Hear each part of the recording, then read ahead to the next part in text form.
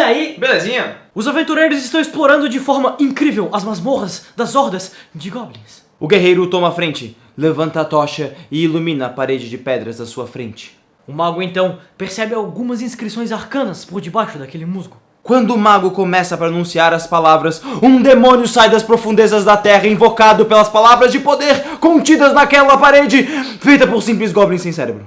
Viu como é estranho? Preparar armadilhas com propósito e que façam sentido com a aventura não é tarefa fácil. Vamos dar algumas dicas para você criar armadilhas interessantes, com propósito e funcionais. Número 1. Defina se realmente é uma armadilha. É essa hora que você pausa o vídeo e pensa, esses caras só podem estar zoando com a minha cara. Não estamos. Algumas armadilhas não são apenas armadilhas, são acidentes. Se os aventureiros estão explorando o covil de um monstro que mora nas profundezas de um vulcão em atividade, é possível que eles encontrem lava. E é possível que esta lava seja jogada para cima, correndo o risco de cair nos personagens. Isso não é uma armadilha propriamente dita, é apenas um acidente. E acidentes acontecem. Armadilhas foram pensadas, arquitetadas. Alguém gastou um tempo efetivo pensando naquilo e não avisando para o amiguinho antes de fazer no vídeo. E aí que entra o próximo passo. 2. Pense como o personagem que criou a armadilha. Goblins não lidam com runas arcanas, ou se lidam é de forma bem rústica. Um mago mega poderoso não vai fazer uma enjambração para derrubar pedras em aventureiros. Tente pensar com o personagem que desenvolveu a armadilha, pensar na verdadeira estrutura dela. O tipo de pensamento que você deve ter quando criar uma armadilha é tentar se colocar no lugar do personagem. E isso você já faz como mestre do jogo. 3. Pense nas 3 etapas de uma armadilha. Toda armadilha possui 3 etapas padrões: disparo, consequências e um possível desarmamento. O disparo é o trigger, é o que vai disparar a armadilha.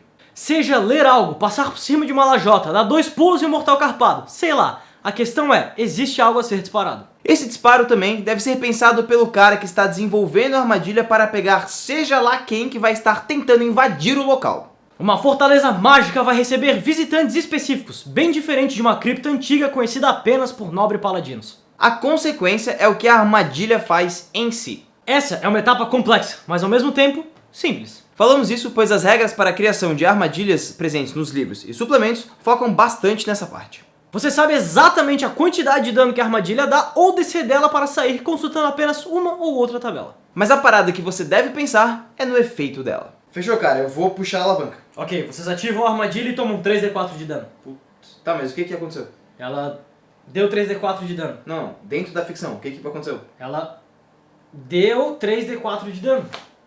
E isso nos leva ao final, o possível desarmamento. Ok, certo, a armadilha tá lá. Mas quem criou ela tem que conseguir evitá-la, certo? E mesmo assim, todo dispositivo pode ser quebrado, certo?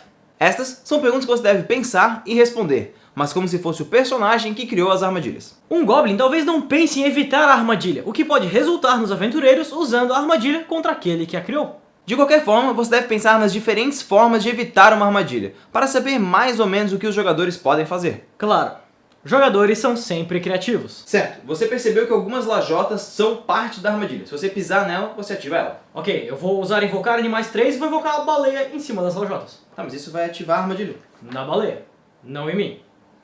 Ela me perdoa depois.